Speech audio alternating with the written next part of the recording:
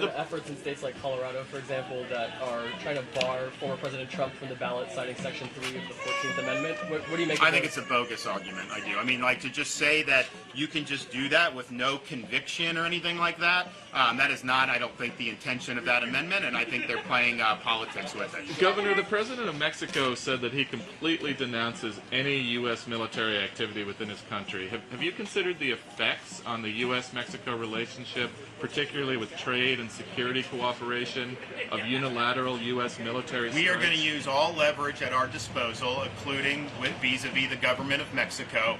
That president of Mexico is partially responsible for the carnage that we see in our country. He's done nothing to stop the flow of people and drugs, and the Mexican cartels run wild in his own country. So he should be coming to us, welcoming, if he honestly wanted to get things right, he should be welcoming our support to try to stop what the cartels are doing. We have tens of thousands of people that are being killed in this country because of fentanyl overdose. They control parts of the border, the cartels, more so than our own government does right now. That is humiliating as a country. That is something that's been disastrous as a country. So, my view would be, particularly in the Western Hemisphere, we want to have good relations with all countries. I think a lot of these governments have gone very far left.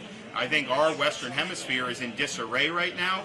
We need to have a more modern version of a Monroe Doctrine, where we're not just allowing China and these companies and these other countries that are hostile to come in. So we want to have good relations, but we have the leverage to be able to engineer positive outcomes for our citizens, and we are going to do that with respect to border, we're going to do that with respect to cartels, and we are going to do that in a way that's going to stop this migration and this invasion. You even have the mayor of New York City now saying that what's happened at the border is going to destroy New York City. You have Massachusetts declaring a state of emergency.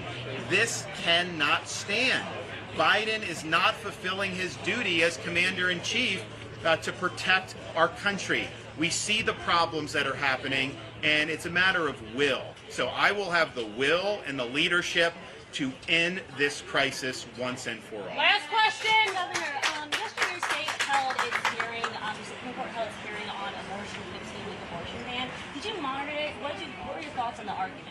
I have not been able to do that. We've had a lot of stuff going on lately, but obviously I signed the 15-week. I believe it's constitutional, both under the federal and under the state constitution. Thanks guys. Thanks so much, guys. God bless you guys. Thank you. Thank you.